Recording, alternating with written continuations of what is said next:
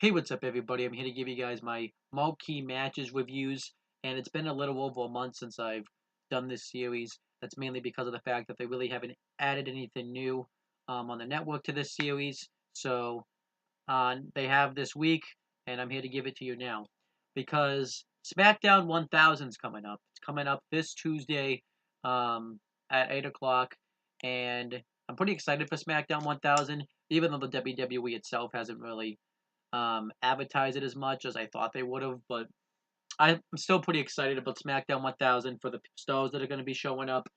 And marquee matches focused on some big matches that have taken place from SmackDown.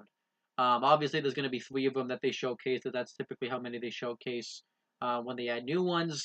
But still, these matches are matches I would have picked, but um, some of them, one of them is one I would have picked. I haven't seen the other one, and then definitely one of the other ones I wouldn't have picked. But these are still matches that were picked from SmackDown, and I figured that I would get these reviews up before SmackDown 1000 to kind of really hype myself up for SmackDown 1000. So that's what I'm here to do.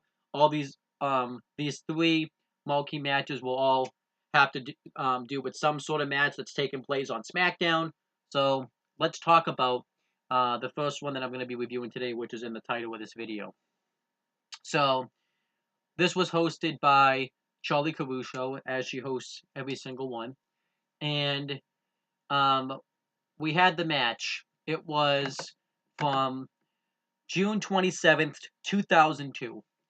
Probably during like the peak of SmackDown, because this was when, it was around this time frame, 2002, 2003 time, when SmackDown was, you know, a really good product. Everybody really loved SmackDown. And who was in this match, you ask? Well, it was John Cena versus Kurt Angle. Now, obviously, how do we explain how this match happened? I'm going to get right into that. So, there's really no storyline that took place. You know, there's really no storyline that took place prior to this match, because they kind of had this match just kind of happen. But it was still awesome the way it happened, because I'm not going to be as critical that there really was no story, because this was just on a random SmackDown. It wasn't like um, it was like a pay per view where I've normally been doing this type of stuff. It was actually just a random SmackDown. So sometimes it was okay when we got random stuff like this on SmackDown. But let's talk. So the build up essentially though was that Kurt Angle was on the top of his game around this time. He was beating um, legend after legend. He was a multi-time WWE champion. He was really on the top of his game, and he was feeling really cocky. So he decided to give another young athlete an opportunity to step in the ring with him and make themselves famous. And obviously, too, prior to this on Monday Night Raw, Vince McMahon cut that, ruthless aggression promo where he pretty much announced that there was a ruthless aggression era, even though that the ruthless aggression era had started um, in the beginning of the year. This was pretty much the announcement of the ruthless aggression era, because this was shortly after the WWE changed its name to World Wrestling Entertainment. Because prior to this, it was known as WWF, which is World Wrestling Federation. If you want to say long-term wise, and he pretty much announced the start of the ruthless aggression era, probably the one of the best eras in WWE history. And now I'm just gonna kind of start talking about the match itself. We had Taz and Michael Cole on commentary for this match, and Kurt Angle had called out had issued an open challenge, wanted someone to come out and fight him, and who was it? None other than John Cena. John Cena had made his debut on WWE from the developmental brand, Ohio Valley Wrestling, or OVW for short. He had technically he had a dog match though prior to this as the prototype, but this was his first televised WWE appearance, and he came out. And Kurt Angle obviously this is like one of the most memorable pre-match promos before the match started. Kurt Angle asks, being really cocky, saying, "Who in the hell are you?" And then John Cena said, "I'm John Cena." And then Kurt Angle said, "What makes you different and what makes you think that you can defeat me tonight?" And then John Cena said, "Ruthless aggression," talking about, the ruthless aggression era. And then he attacked Kurt Angle. The match started. Cena beat the crap out of Kurt Angle. He clotheslined him out of the ring. He threw him into the barricade. And Cena really took it to Kurt Angle in the beginning portions of this matchup. And I really like the way this was done. John Cena, the new um, you know, fresh, hot rookie, came off on fire. He really took it to Kurt Angle. He nearly defeated him a number of times. He threw him into the post. He hit a body splash into the corner. But then Kurt Angle tried to go for the ankle lock a couple of times. Cena got out of it. Both times he just ended up countering it the first time, and then he ended up rolling up, countering him with a roll up on Kurt Angle. But Kurt Angle kicked out.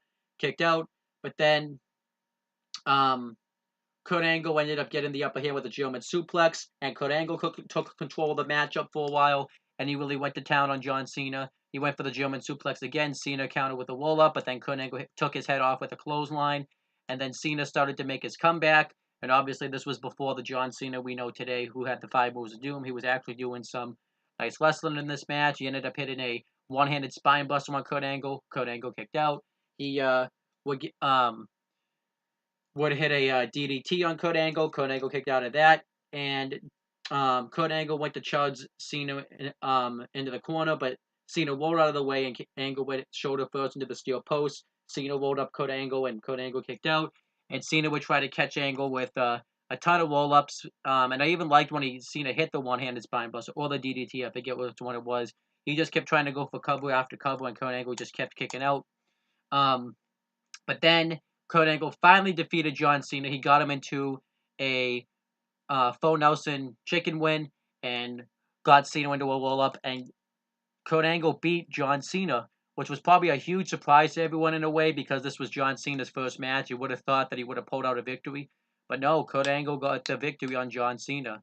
And I like this because a lot of people think that typically you should win your debut match.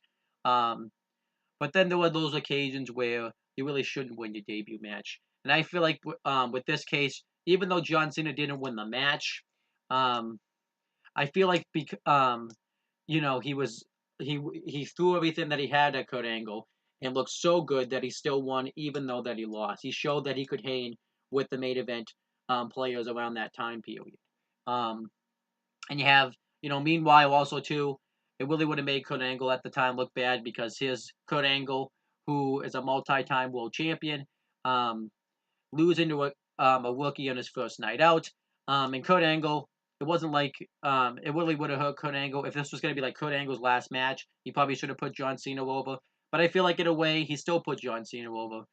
He made Cena look really strong in his first match, and Kurt Angle just got lucky and won. So I like this, and Cena was and Cena was still made even though he lost. I feel like this match actually works a lot better, even though John Cena lost. Then obviously John Cena tries to shake his hand with him respect, but Kurt Angle, since he's a heel, blows him off, and pretty much John Cena wants to go at it a little bit more. Kurt Angle feels disrespected by this, but then he goes to go back to the ring, and then Kurt Angle just ended up leaving anyways, and then that was that. That was pretty much the match. Now, we all ended up knowing where this went. John Cena would become one of the greatest superstars of all time. He would become the face of WWE from 2005 up until roughly 2016, maybe 2015-ish, whatever you want to call it. And John Cena reigned dominant in the WWE. He would become a 16-time world champion, tying Ric Flair's record, even though he really didn't, but we have to pretend that didn't happen. He is a 5-time United States champion, He's I believe, a 4-time tag team champion. He's won the Royal Rumble twice. And he's also a former Mr. Money in the Bank contract holder. John Cena really went on to, he would to accomplish big things in WWE. He was the face of the company, and pretty much John Cena. This match really elevated John Cena. Obviously, him and Kurt Angle would have a few more matches with each other. Um, Cena would end up trying the babyface route. It really didn't work too much. It's really weird too to see John Cena around this time because obviously around this time everybody loved John Cena. Now everybody pretty much went on to largely boo John Cena up until this recent WWE one where they kind of really cheer or boo him anymore. And then John Cena now wrestles in the shorts and armbands and stuff like that. Here he's just wrestling in normal wrestling trunks.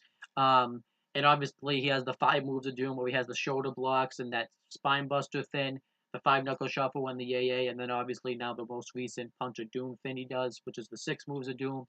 And here he was just kind of wrestling a typical wrestling match. So it's kind of interesting to see John Cena's now been with the WWE.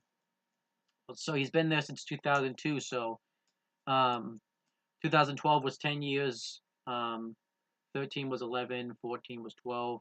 15 was 13. 16 was 14. 17 was 18. 15. He's been in the WWE 16 years. Obviously, recently he's been on more of a part-time capacity, but he's probably had the longest reign in the longest run in WWE. Obviously, on the at the top, and obviously too, John Cena and Kurt Angle would go on to have feuds with each other at No Mercy in 2003. Obviously, No Way Out 2004, and obviously when Cena won the WWE title. Later on in the year in 2005 at Unforgiven, Survivor Series, and Tribal Tuesday. So, yeah, and obviously Kurt Angle would continue to kind of stay in the same spot. He would be elevated to WWE title reigns and stuff like that, and eventually would leave the company in 2006. Went on and did his stint in TNA for a while, and then he was in TNA from 2006 to 2016, and then he returned to WWE earlier this year in 2017. And ironically enough, if John Cena in 2017 inducted Kurt Angle into the WWE Hall of Fame, and Cena and Angle on the opposing teams of the Survivor Series team of Team Raw versus Team SmackDown at Survivor Series 2017. I believe John Cena in 2003 would actually be on the same team as Kurt Angle in the Team Angle versus Team Lesnar match at Survivor Series 2003. So John Cena really went a long way in WWE as well as Kurt Angle. And obviously Charlie Caruso's still in the same spot. Michael Cole and Taz would only commentate SmackDown together until 2006, when Taz would go commentate for ECW, and then Michael Cole eventually would go commentate for Raw and be like the lead play-by-play guy in WWE, and Taz would come back to SmackDown, and then eventually he would leave WWE, go to TNA, and commentate there from 2009 to 2015, and now he runs his own podcast, and Michael Cole is pretty much the lead play-by-play guy in all of WWE, pretty much. Really just on Raw because of the brand split, so yeah. And obviously John Cena would be part of that SmackDown 6, like we always talk about that, in 2002, where it was John Cena, Rey Mysterio, Chris Benoit, Eddie Guerrero, Kurt Angle, and Edge. So John Cena was a part of that. And obviously, I guess if you want to say Randy Orton, but he really wasn't a part of the SmackDown 6 because Randy Orton would go on to Raw, but that's beside the point. So yeah, overall, this match is definitely worth seeing because of its significance, and it actually really is a really good match. If I had to rate the match, I would give it 3 3/4. Maybe the 3 3/4 though is because of the match significance, but I still really like this match. It's a really nice back and forth matchup. Probably if you watch it back then, it'd probably be 3.5 stars, but because of the significance, it gets 3 3/4. So that's pretty much my entire thoughts on this match. That's pretty much it, guys. Leave you guys your thoughts on what you guys think of this match. That's pretty much it, guys. Please make sure you guys like, comment, and share this video so people will watch it. Make sure you guys subscribe to this channel for more content and click on the bell. So that way every time I upload a video, you guys will get the notifications for it. Make sure you guys do the same thing for my CM Brothers and I'm Talking to YouTube channels. That's pretty much it, guys. Talk to you later.